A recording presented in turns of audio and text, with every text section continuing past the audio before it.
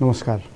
आदरणीय बुवा आमा, दिदीबहिनी तथा दाजुभाइहरू, म आज एक अत्यन्त संवेदनशील घडीमा तपाईहरू सामु उपस्थित भएको छु। केही दिन अघि सुनसरीको देवानगञ्ज, सिराहा लगायतका स्थानमा भएको दुःखद घटना र त्यसपछि केही जिल्लाहरूमा उत्पन्न अशान्त वातावरणलाई लिएर नेपाल सरकार पूर्ण रूपमा गम्भीर र संवेदनशील छ। यस दुःखद घटनामा परि निधन हुनुभएका हाम्रा नागरिकहरू जयप्रकाश मेहता, ओम प्रकाश मेहता र गणेश यादवप्रति म भावपूर्ण श्रद्धाञ्जली अर्पण गर्दछु। साथै शोक सन्तप्त परिवारजनहरूमा नेपाल सरकारका तर्फबाट गहिरो संवेदना व्यक्त गर्दछु। घटनामा परि घाइते हुनुभएका सम्पूर्ण नागरिकहरूको शीघ्र स्वास्थ्य लाभको कामना गर्दछु। घाइतेहरूको उपचारमा कुनै पनि प्रकारको कमी वा ढिलाइ हुन नदिन सम्बन्धित स्वास्थ्य निकायहरूलाई स्पष्ट निर्देशन दिइसकिएको छ।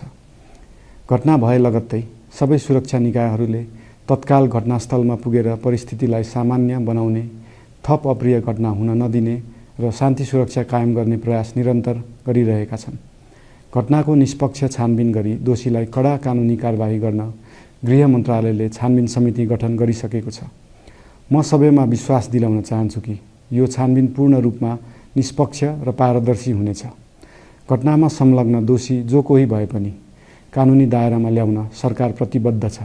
अवस्था थप नबिग्रियोस्, कुनै पनि नागरिकको जनधनको क्षति हुन नपाओस् र स्थानीय स्तरमा विश्वासको वातावरण बनोस् भन्नका लागि नेपाल सरकार निरन्तर क्रियाशील छ। परिस्थिति सामान्यीकरण गर्न केन्द्र स्तरमा सर्वदलीय बैठक आह्वान गरी गहन छलफल गरिएको छ। स्थानीय तहसम्मै जनप्रतिनिधि, नागरिक समाज, विभिन्न धार्मिक गुरुहरू, समुदायका अगुवा तथा सामाजिक व्यक्तित्वहरूसँग निरन्तर संवाद भइरहेको छ। स्थानीय स्थितिको प्रत्यक्ष अनुगमन गर्न, पीडित पक्षसँग संवाद गर्न र शान्ति सुरक्षालाई थप सुदृढ बनाउन गृहमन्त्री स्वयं सो स्थानमा पुगिसक्नु भएको छ। साथै देशको समग्र शान्ति सुरक्षाको अवस्थाबारे गम्भीर समीक्षा गर्न राष्ट्रिय सुरक्षा परिषदको बैठक बसी परिस्थिति अनुसारका आवश्यक निर्णयहरू समेत गरिसकिएको छ। यस्तो संवेदनशील घडीमा सामाजिक सञ्जाल वा अन्य माध्यमबाट असत्य, अपुष्ट सूचना, अफवाह, घृणा फैलाउने सामग्री वा समुदायबीच वैमनस्य बढाउने अभिव्यक्ति प्रचार प्रसार नगराउन अनुरोध गर्दछु। साथै सरकारी निकायहरूबाट जारी भएका आधिकारिक तथ्य र सूचना मात्र विश्वास गर्न विशेष आग्रह गर्दछु। प्रत्येक नागरिकको जीवधनको रक्षा गर्नु, सामाजिक सद्भाव जोगाउनु र समाजमा शान्ति कायम राख्नु राज्यको सर्वोच्च र प्राथमिक दायित्व हो। आगामी दिनमा पनि राज्य थप सतर्क र संवेदनशील रहनेछ। प्रत्येक नागरिकको जीवन सुरक्षाका लागि सरकारका सम्पूर्ण संयन्त्रहरू अहोरात्र खटिनेछन्। शान्ति सुरक्षा भङ्ग गर्ने, अराजकता फैलाउने वा हाम्रो सदियौं पुरानो सामाजिक सद्भाव, सहिष्णुता र भाइचारा खलबलाउने कुनै पनि क्रियाकलापप्रति सरकार पूर्ण रूपमा सचेत छ र यस गतिविधिमाथि कडा कदम चालिनेछन्।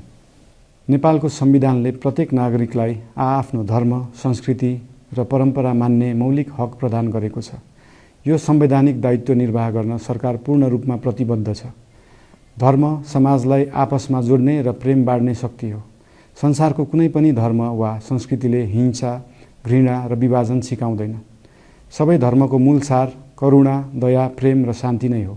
देशको कुनै एक स्थानमा भएको अनपेक्षित र दुःखद घटनालाई लिएर कुनै सिङ्गो समुदायलाई आरोपित गर्नु र देशका अन्य भूभागमा समेत त्यसको प्रतिशोधको आगो फैलाउनु कुनै पनि दृष्टिकोणबाट न्यायोचित वा न्यायसङ्गत हुन सक्दैन।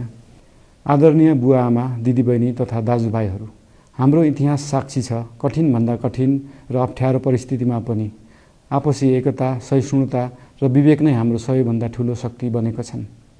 हामी सबैले जिम्मेवार नागरिकको भूमिका निर्वाह गर्दै यो सुन्दर र शान्त नेपाली आकाशमा मडारिएको अशान्तिको बादल हटाउनु पर्नेछ।